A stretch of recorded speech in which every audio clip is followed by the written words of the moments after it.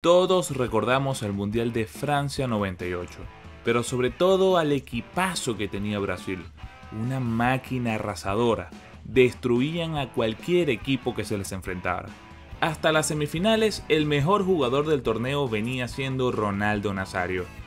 Brasil llegaría a la final para enfrentar a Francia, que si bien tenía un equipo increíble y repleto de estrellas, aún así eran pocas las chances de ganarle al vigente campeón del mundo. Pero cuando el partido inició, Brasil era un equipo diferente. Francia saldría campeón y Brasil sería humillada en la final. Pero lo que nadie supo fue que detrás de la terrible derrota de Brasil hubo negligencia médica, corrupción y dopajes. Pero quizás el mayor culpable de todo esto fue la marca estadounidense Nike. Y el día de hoy te contamos por qué. Bienvenidos a Club Outsiders. Empecemos.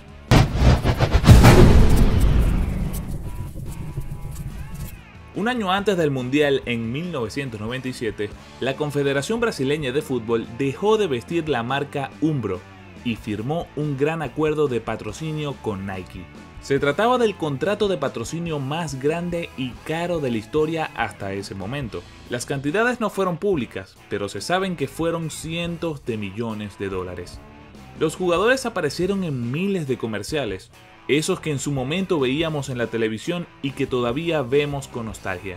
El equipo se volvió un anuncio andante y la Confederación empezó a ver una cantidad de dinero como nunca antes. El problema es que a pesar de este contrato con Nike, a la luz pública, la Confederación Brasileña decía que estaba en bancarrota. Un año después de recibir tanto dinero, empezaron a pedir préstamos para mantenerse a flote. A través de muchas compañías de maletín, es decir, compañías fantasmas o falsas, Ricardo Teixeira, el presidente de la Confederación Brasileña de Fútbol, le haría unos préstamos a la propia confederación. Y Nike fue cómplice de todo esto, porque había una cantidad de dinero tan grande de por medio que valía la pena. Eso sí, la única condición era que Ronaldo, jugador estrella de Brasil, jugara cada minuto de todos los partidos. Tanto así que las Nike Mercurial Vapors R9, la edición especial de Ronaldo, fueron los más vendidos de la historia. Y con esto volvemos al día de la gran final de Francia 98. Todo el mundo apostaba que Brasil volvería a ser campeón y volver a lograr la hazaña que repitieron al ser bicampeones del mundo en el 58 y 62. Y era aún más especial para Ronaldo, ya que si bien viajó con el equipo para el Mundial de Estados Unidos 94, no pudo jugar ningún partido. Y en esta ocasión, el delantero del Inter llegaba como el mejor jugador del mundo y vigente Balón de Oro. A solo 7 horas de la gran final, Ronaldo empezó a convulsionar en su habitación. Su compañero César Sampaio lo auxilió durante casi un minuto, pensando que había sido un ataque epiléptico. Ronaldo fue trasladado a la clínica des Lilas, a las afueras de París, en compañía de todo el cuerpo médico de la selección. En función de los resultados de las pruebas, Ronaldo sería seleccionado o no para el partido. En ese momento surgió la preocupación sobre un supuesto dopaje, preocupación que surgió desde la semifinal contra los Países Bajos. La versión aceptada de la razón de su ataque fue que Ronaldo estaba tomando xilocaína, un analgésico para sus molestias en la rodilla, y el médico de la selección brasileña, Lídio Toledo, cometió un error al administrarle el medicamento, y fue cuando le dio un ataque, ya que es un analgésico muy fuerte y el ataque epiléptico es uno de los efectos secundarios. Aunque también surgió el rumor de que alguien del hotel intentó envenenarlo para hacer que Francia ganara, teoría que nunca fue confirmada. Una hora para la final y Ronaldo aún no aparecía. El vestuario estaba tenso ya que su mejor jugador no aparecía. Y la planilla del equipo decía que Ronaldo iba a estar en la banca. Y Edmundo, no, ese Edmundo no. Ese es el presidente legítimo de Venezuela. Este Edmundo iba a ser el que jugaría por él. Pero 50 minutos antes del partido, Ronaldo llegó para reunirse con el cuerpo técnico. El entrenador, el gran Mario Zagallo, que en paz descanse, entró en una encrucijada. Si le daba el visto bueno para que jugara, estaba poniendo en riesgo su vida. Pero si decidía que no podía jugar y el equipo perdía, todos iban a culparlo a él. Fue entonces cuando Zagallo le preguntó, entonces, ¿puedes jugar? Y Ronaldo respondió, sí, estoy bien. Fue entonces que ya con el consentimiento del jugador y del cuerpo médico, Zagallo lo puso en la alineación titular.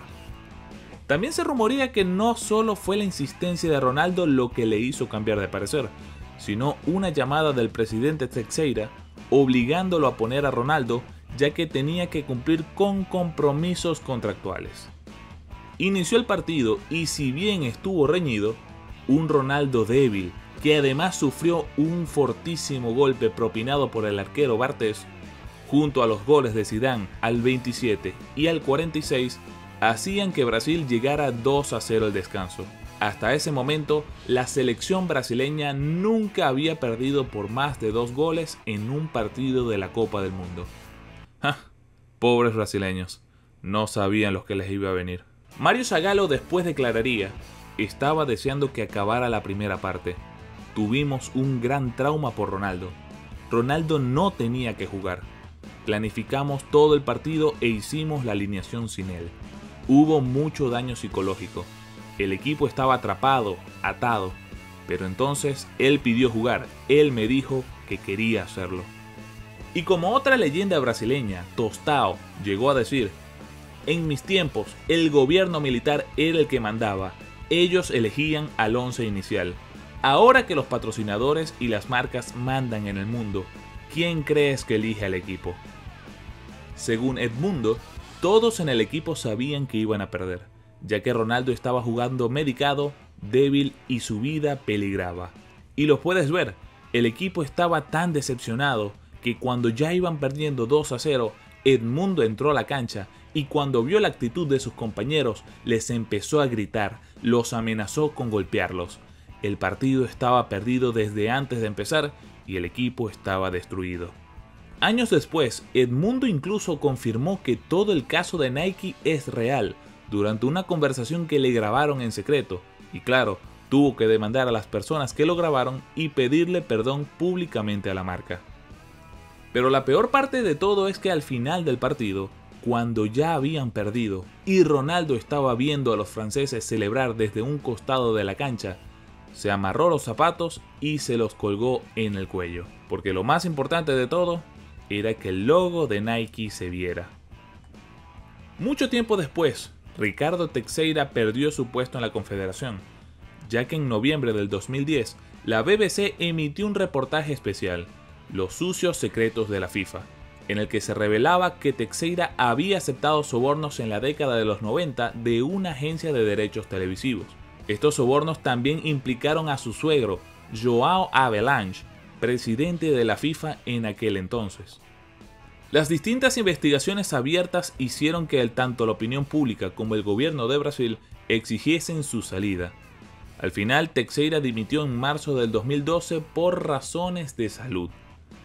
En junio de 2012, la FIFA confirmó que tanto Teixeira como Havelange habían sido sobornados y la Confederación Brasileña recibió entre 1992 y 1997 un total de 12 millones de francos suizos. Y aunque todos los esquemas de préstamos legales y lavados de dinero se hicieron públicos, además de casi liquidar a uno de los mejores jugadores de todos los tiempos, Teixeira nunca enfrentó a la ley y mucho menos Nike.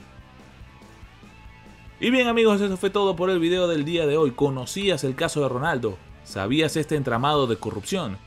¿Crees que los responsables deben pagar? Déjanos tu opinión en los comentarios. Club Outsider se despide. Chao.